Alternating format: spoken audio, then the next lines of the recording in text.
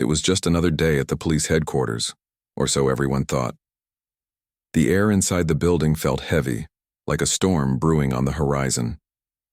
Officers bustled around, some chatting casually, while others focused intently on their tasks. But in one corner of the building, a small conference room buzzed with anticipation. This wasn't your typical meeting. It was an internal affairs review, the kind that made even seasoned cops uneasy. The man walking into the room late wasn't hard to notice. He was tall, broad-shouldered, and carried himself with an air of authority. But there was something else about him, too.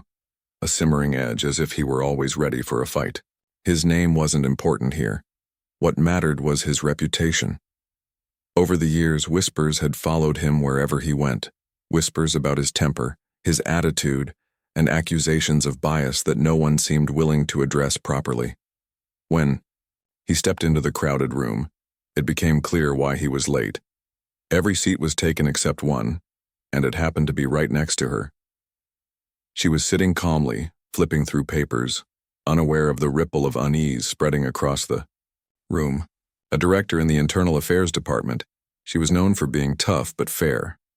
People respected her because she didn't back down from doing what was right, even when it meant stepping on powerful toes. Her presence commanded attention, without her having to say a word. For a moment, the officer hesitated in the doorway. His jaw tightened slightly as his eyes scanned the room again. There was nowhere else to sit. With visible reluctance, he moved toward the empty chair beside her. As he pulled out the seat and settled in, you could almost hear the collective sigh from the other officers in the room. It was going to be a long meeting. The discussion started off routine enough. Updates on policy changes, statistics on recent cases, and reminders about protocol. But then came the part everyone dreaded, addressing misconduct complaints. That's when things began to shift. At first it was subtle. The officer muttered something under his breath after hearing a mention of accountability. No one reacted openly, but a few exchanged glances. Then it happened again. Another low comment, this time tinged with frustration. And then another. She noticed. Of course she did. How could she not? Her sharp ears picked up every word, even though they weren't meant for her. When the chance arose, she leaned closer, her voice calm but firm. "Do you have something to add?" she asked, looking directly at him. The question hung in the air, daring him to respond. Instead of answering, he shifted uncomfortably in his seat, avoiding eye contact. The tension between them grew thicker by the second. The rest of the room might as well have disappeared. They were locked in their own silent battle. Finally, unable to ignore it any longer, she spoke quietly but decisively. "Let's take this outside," she said, standing up and gesturing toward the door. As they left the room together, the murmurs among the remaining officers grew louder. Some looked concerned, others curious. Whatever was about to happen, it was bound to be explosive. Little did anyone know this was only the beginning of a story that would shake the entire department and leave a lasting mark on everyone involved. The hallway outside the conference room was quiet, almost eerily so. Fluorescent lights buzzed faintly overhead, casting a cold glow on the pale walls. It felt like a stage had been set for something big, though no one could have predicted just how intense it would get. She walked ahead, her steps steady and deliberate.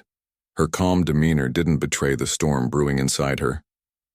She knew exactly what she was dealing with, a man who had spent years skating by on excuses and half-truths, protected by a system that often turned a blind eye to behavior like his. But not this time. Not anymore. Behind her, he trailed reluctantly, his boots thudding heavily against the tiled floor. His face was flushed red, his jaw clenched tight. He looked like someone teetering on the edge of control, ready to snap at any moment. When she finally stopped and turned to face him, he crossed his arms over his chest as if trying to shield himself from whatever was coming next. "What's your problem?" she asked, cutting straight to the point. Her voice wasn't loud, but there was steel in it, an unshakable resolve that made people listen whether they wanted to or not. He scoffed, shaking his head. "My problem. You want to talk about problems? How about you stop targeting me every chance you get?" She raised an eyebrow, unfazed. Targeting you?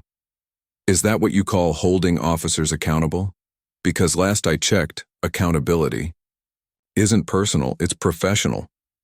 That comment seemed to hit a nerve. His hands balled into fists at his sides and his breathing grew heavier. Oh, here we go again, he shot back, his tone dripping with sarcasm.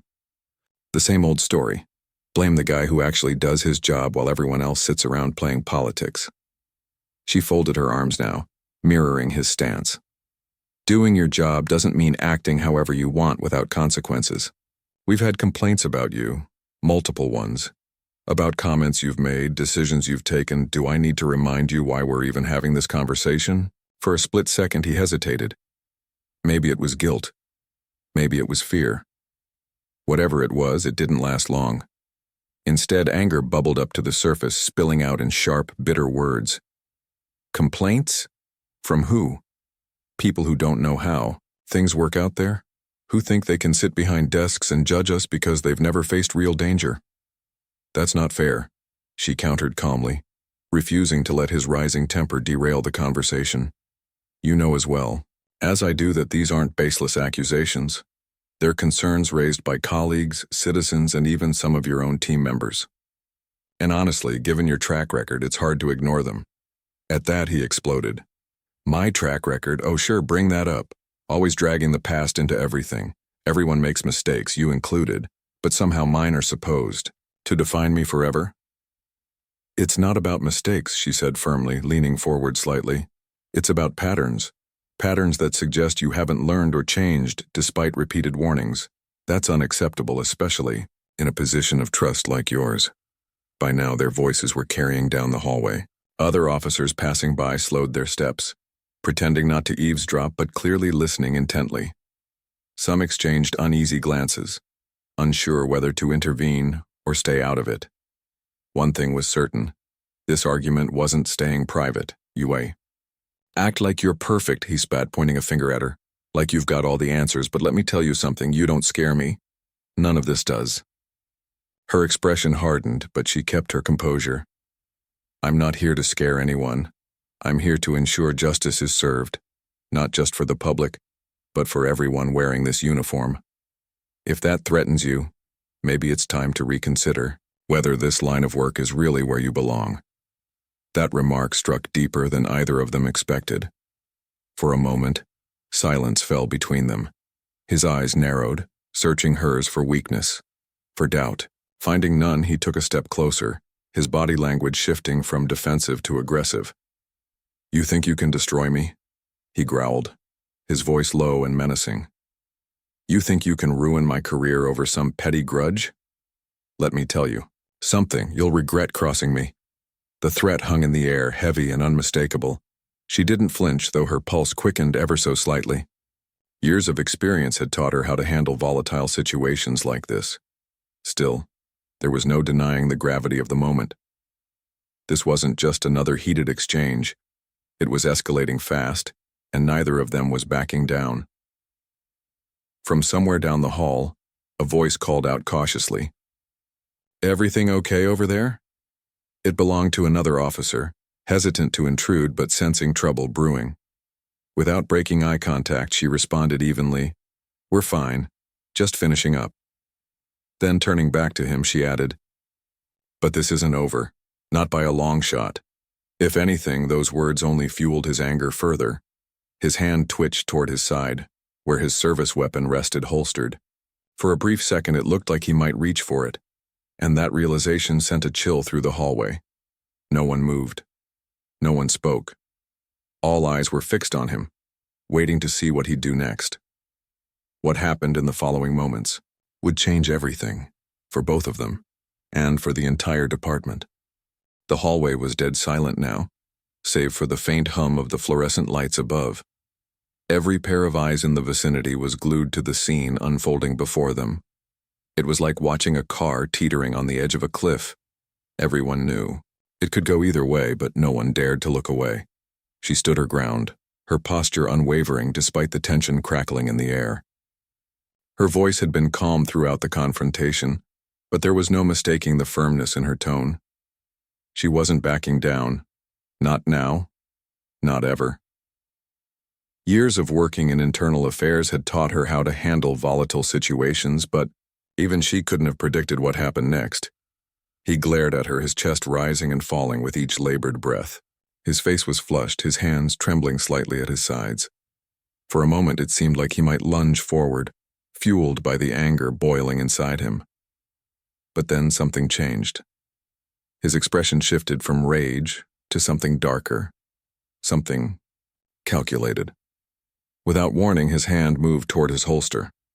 Slowly, deliberately, he unclipped the strap and wrapped his fingers around the grip of his service weapon. The metallic click as he pulled it free echoed through the hallway, sharp and unmistakable. Time seemed to freeze. Gasps rippled through the small crowd of onlookers who had gathered nearby. No one spoke. No one moved. All they could do was watch, as he raised the gun, pointing it directly at her. Her heart pounded in her chest, but she didn't flinch. Instead, she took a slow, deliberate step backward, putting some distance between them. Her mind raced, calculating every possible outcome. She knew better than to make any sudden movements that might escalate the situation further. "Put the gun down," she said, her voice steady despite the storm raging inside her. "This isn't the way." But he wasn't listening. His focus was laser sharp, locked onto her like a predator stalking its prey. "You think you can take everything from me?" he snarled, his voice shaking with fury. "You think you're untouchable? Let's see how brave you are when the tables turn." The weight of the moment pressed down on everyone present. Officers, who had been casually observing just moments ago, now found themselves frozen in place, unsure whether to intervene or call for backup. Some instinctively reached for their own weapons, though none drew them. Not yet. They were trained to de-escalate. But this was beyond anything they'd encountered before. One officer finally broke the silence, his voice trembling as he called out, "Hey, come on, man, this isn't worth it. Just put the gun down." But he ignored the plea, his attention fixed solely on her. His grip tightened around the weapon, his knuckles turning white. "You've been trying to ruin me since day one," he spat, his words dripping with venom. "Well, guess what? I'm done playing your games." She kept her gaze, steady, refusing to let fear show on her face. Inside, though, her mind was racing. She knew the gravity of the situation. If he pulled the trigger, nothing would ever be the same. Not just for her, but for everyone involved. The department, the community, the trust between law enforcement and the public. It would all shatter in an instant. "You don't want to do this," she said again, her voice softer now, almost pleading. "Think about what you're doing. Think about the consequences." For a split second, doubt flickered across his face. His arm wavered slightly, the barrel of the gun dipping downward, but then anger surged back, stronger than ever. He steadied himself, raising the weapon once more. "I'm done thinking," he growled. "It's time someone taught you a lesson." That's when she made her move, not toward him, but away. Slowly, carefully, she backed up another step, keeping her hands visible and her body language non-threatening. "Okay," she said, her voice calm but urgent. "Just stay calm. We can fix this. Whatever you're feeling right now, we can work through it." Behind her, someone whispered urgently into a radio, calling for security. Down the hall, the faint sound of boots pounding against tile signaled reinforcements approaching. But they weren't there yet, and until they arrived, she was on her own. The seconds stretched into what felt like hours. Each heartbeat thundered in her ears as she held his gaze, searching for any sign of hesitation. Finally, after what seemed like an eternity, she saw it, a flicker of uncertainty, a crack in his armor. "This doesn't have to end badly," she said, her voice softer still. "Lower the gun. Let's talk about this. There's another way." His breathing grew heavier, his grip on the weapon tightening and loosening in quick succession. For a moment, it looked like he might actually listen. Then, without warning, his finger twitched near the trigger, and that's when chaos erupted. Security officers burst onto the scene, shouting commands as they surrounded him. "Drop the weapon! Drop it now!" Their voices were loud, authoritative, leaving no room for negotiation. He froze, caught off guard by the sudden intrusion. His eyes darted wildly between her and the armed guards closing in on him. For a brief moment it seemed like he might resist, but then reality set in. With a defeated sigh, he lowered the gun and let it clatter to the floor. Hands shot out to restrain him, pulling his arms behind his back and securing them with handcuffs. As they led him away, he glanced over his shoulder at her, his expression unreadable. Was it regret, defiance, or simply resignation? No one could say for sure. As the commotion died down and the hallway slowly emptied, she exhaled deeply, letting the weight of the moment sink in. Her legs felt weak, her hands trembled slightly, but she remained standing tall. She had faced down the barrel of a gun and lived to tell the tale, but the battle was far from over. Little did she know, the aftermath of this incident would ripple far beyond the walls of the police headquarters. Lives would change, careers would crumble, and questions about accountability and justice would dominate headlines for weeks to come. But for now, all she could do was stand there, taking one shaky breath at a time, knowing she had done what needed to be done. The moment the gun hit the floor, a collective sigh of relief swept through the hallway. It was over, or at least that's what everyone wanted to believe. But as security officers led the man away in handcuffs, the reality of what had just happened began to sink in. The air felt heavy, charged with shock and disbelief. No one spoke. No one moved. People stood frozen, processing the weight of the situation. She remained where she was, her back against the wall, her hands resting lightly on her hips. Her breathing was still uneven, but she forced herself to stay composed. This wasn't the first time she'd faced a crisis, but it was definitely one of the most intense. As the adrenaline slowly ebbed away, she allowed herself a brief moment to close her eyes and steady her nerves. When she opened them again, the world around her came into sharper focus. Officers who had been standing nearby started murmuring among themselves. Some shook their heads in disbelief while others exchanged worried glances. A few approached her cautiously, offering quiet words of support. "Are you okay?" one asked softly, his voice tinged with concern. She nodded, managing a small, grateful smile. "I'm fine," she replied, though her tone suggested otherwise.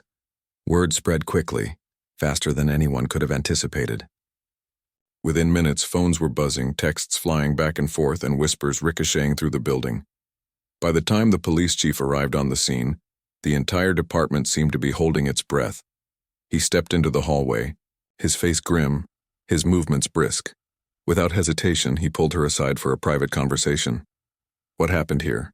he demanded, his voice low but urgent. She recounted the events calmly, sticking to the facts. There was no need for embellishment. The truth was dramatic enough. As she spoke, the chief's expression shifted from anger to disbelief. Then finally, to something resembling resignation. When she finished, he exhaled sharply, running a hand over his face. "This is bad," he muttered under his breath. "Really bad." He didn't need to explain what he meant. They both knew the implications of what had just transpired. This wasn't just an internal matter anymore. It was a full-blown scandal waiting to explode. And when it did, it would shake the department to its core. Meanwhile, the man who had drawn his weapon was already being processed. Stripped of his badge and belt, he sat slumped in a chair in the holding area, his head bowed. For the first time since the incident, he looked smaller somehow, diminished. The bravado that had fueled his earlier outburst was gone, replaced by a hollow emptiness. Guards kept a close eye on him, wary of any further escalation, but he didn't resist or protest. Instead, he stared blankly at the floor as if trying to make sense of how everything had spiraled so far out of control. Back in the hallway, the cleanup effort was underway. Security footage from the cameras mounted along the corridor was being reviewed frame by frame. What they captured was chilling. Every second of the confrontation, every twitch of his finger near the trigger, every bead of sweat rolling down her forehead. It was raw, unfiltered evidence of a moment that would soon dominate headlines across the country. By the time the video leaked online, and it inevitably did, the reaction was instantaneous. Social media erupted with outrage, hashtags trending, within hours. Clips of the incident played on repeat, accompanied by heated debates about accountability, racism, and systemic issues within law enforcement. News outlets scrambled to cover the story, sending reporters to camp outside the police headquarters. Protesters gathered outside, holding signs and chanting slogans demanding justice. Inside the building, the atmosphere was tense. Officers huddled, in groups discussing the fallout in hushed tones. Some defended their colleague, insisting he had simply snapped under pressure. Others admitted privately that this had been a long time coming, citing years of unchecked behavior and ignored complaints. Few dared to speak openly, knowing that anything said now could be used against them later. The police chief wasted no time addressing the public. In an emergency press conference held late that evening, he stood before a bank of microphones, his face etched with exhaustion. Cameras flashed as journalists fired questions at him, their voices overlapping in a chaotic din. He raised a hand to silence them, waiting until the room fell quiet before speaking. Today we witnessed an unacceptable breach of conduct by one of our own. He began, his voice firm but measured. The actions taken by this individual are not reflective of the values we uphold as a department. Effective immediately, he has been terminated from service and will face criminal charges. We are committed to ensuring transparency and accountability moving forward. His words were met with mixed reactions. Some applauded the swift response, praising the department for taking decisive action. Others remained skeptical, pointing out that such incidents often highlighted deeper systemic problems that couldn't be solved with a single firing. Either way, the damage was done. Trust, already fragile, had been shattered, and rebuilding it wouldn't be easy. For her part, she stayed out of the spotlight as much as possible. Reporters clamored for interviews, but she declined, choosing instead to focus on the work ahead. Internal Affairs launched a comprehensive review of the man's file, uncovering years of unresolved complaints and troubling patterns. Anonymous testimonies poured in from colleagues who had worked alongside him, sharing stories of racist remarks, aggressive behavior, and blatant disregard for protocol. Each revelation added fuel to the fire, intensifying calls for reform. Community leaders joined the chorus, demanding sweeping changes to address the underlying issues exposed by the incident. Town hall meetings were organized, giving citizens a platform to voice their concerns directly to department officials. Emotions ran high, with some attendees breaking down in tears as they recounted personal experiences of mistreatment at the hands of law enforcement. Through it all, she remained a central figure, not because she sought the attention, but because her actions had sparked a reckoning. Colleagues praised her courage, calling her a symbol of integrity in a system often criticized for lacking it. Yet she refused to see herself as a hero. To her, it was simple. She had done what needed to be done, nothing more, nothing less. As the days turned into weeks, the initial shock began to fade, replaced by a growing determination to drive meaningful change. New policies were drafted, training programs revamped, and oversight measures strengthened. The road ahead would be long and fraught with challenges, but for the first time in a long time, there was hope, a fragile, flickering light. In the darkness, and through it all, she carried on, steadfast and resolute, knowing that the fight was far from over. As the dust began to settle, the real work of uncovering the truth started. It wasn't just about what had happened in that hallway. It was about understanding how things had gotten so bad in the first place. The department launched a full-scale investigation, digging deep into the man's past actions, decisions, and behavior. What they found painted a troubling picture, one that went far beyond a single moment of rage. Internal Affairs worked tirelessly, sifting through years' worth of records, testimonies, and complaints. At first glance, it seemed like there were only a handful of issues on file. But as they dug deeper, patterns emerged, patterns that had been ignored or brushed aside for far too long. Citizen complaints detailed incidents where he had used excessive force during arrests, often targeting individuals from marginalized communities. Fellow officers came forward anonymously, sharing stories of racist remarks made behind closed doors, and aggressive confrontations that left colleagues uneasy. One account stood out more than the others. A former partner recounted an incident that had stuck with them for years. During a routine traffic stop, the man had pulled over a young driver who happened to be black. The interaction escalated quickly, with him shouting insults and accusations before slamming the driver against the car. When questioned later by superiors, he claimed the driver had resisted arrest, even though body cam footage showed otherwise. Nothing had come of it back then. The complaint was filed away, forgotten. But now it served as yet another piece of evidence pointing to a larger problem. The media caught wind of these revelations, amplifying the story even further. Journalists pored over documents, interviewing sources, and piecing together a narrative that exposed cracks in the system. Headlines blared across newspapers and TV screens. Years of ignored complaints lead to explosive incident. Culture of silence shields problem officers. And how did we miss the warning signs? Each article added pressure on the department to act decisively.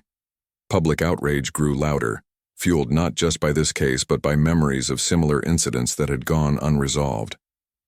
Protesters took to the streets again, their voices echoing through neighborhoods and city centers. Signs read messages like "Justice over bias" and "Accountability now." Community leaders held rallies, calling for sweeping reforms and demanding answers from those in power. Parents spoke tearfully about fearing for their children's safety when interacting with law enforcement. Students organized walkouts, chanting slogans and holding vigils. It felt like the entire city was waking up to a reality many had long suspected but few had dared to confront head-on. Amidst all the chaos, she became a reluctant figurehead. People looked to her as a symbol of courage, a woman who had stood her ground despite facing unimaginable danger. Reporters camped outside her office, hoping to catch a glimpse of her leaving the building. Social media flooded with posts praising her bravery, some even calling for her to lead efforts to reform the department. Yet she remained humble, deflecting attention whenever possible. In private conversations, she admitted feeling overwhelmed by the spotlight. "I didn't do anything special," she told a colleague one evening. "I just did my job." But doing her job wasn't easy, not anymore. Every decision she made was scrutinized, every move analyzed. Some within the department resented her newfound prominence, accusing her of seeking glory or using the situation to advance her career. Others quietly admired her resilience, recognizing the weight she carried on behalf of everyone trying to rebuild trust. Despite the criticism, she pressed on, determined to see meaningful change take root. Meanwhile, the man at the center of the storm faced his own reckoning. His court appearance drew massive crowds, both supporters and detractors filling the courtroom to capacity. Cameras rolled as prosecutors presented their case, playing surveillance footage of the hallway confrontation for the judge and jury.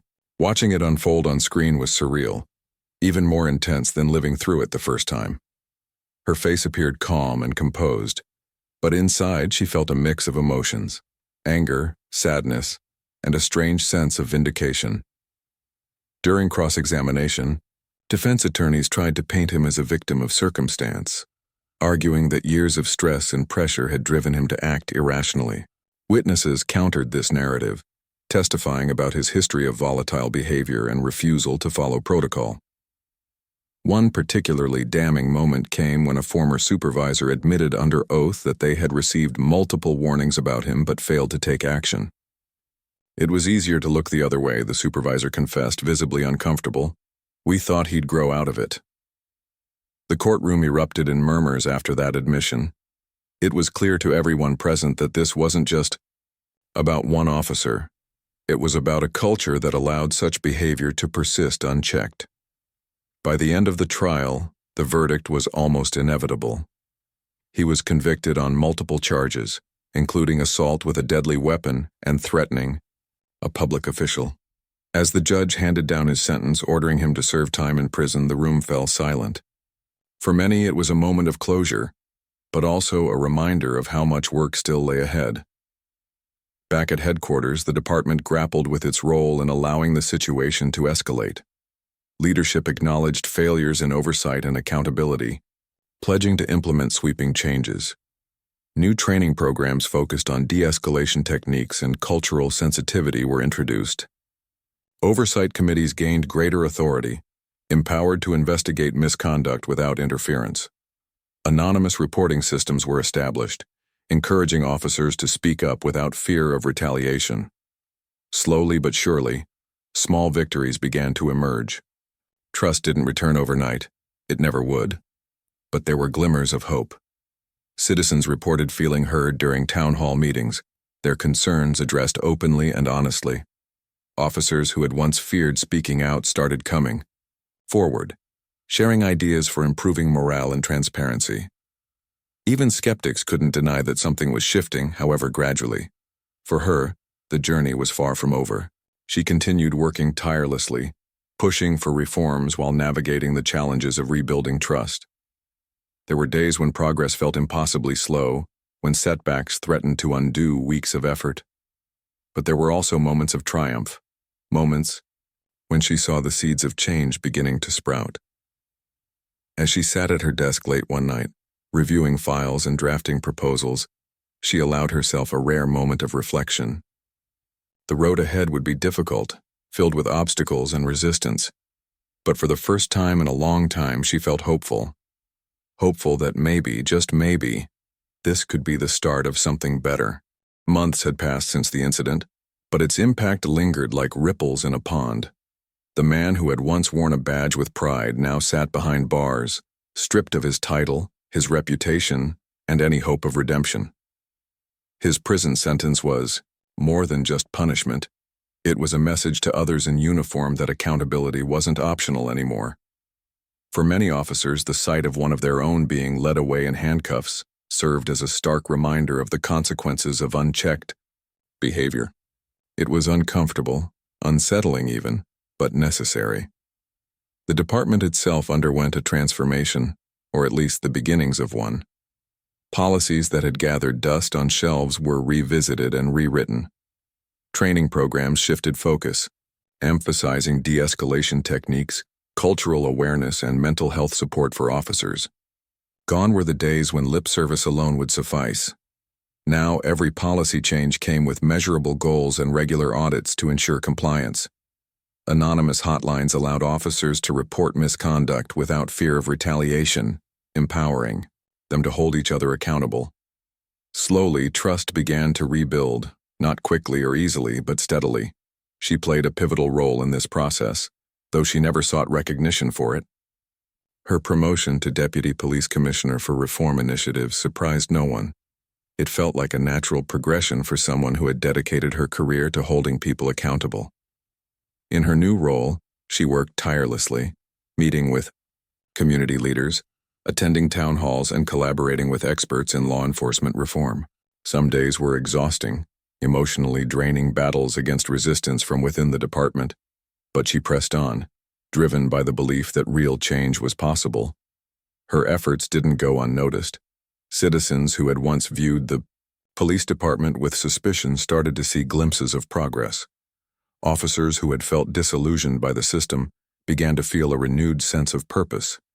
There were still moments of tension, of course. Old habits die hard, and not everyone welcomed the changes with open arms. But for the first time in years, there was momentum. A collective push toward something better.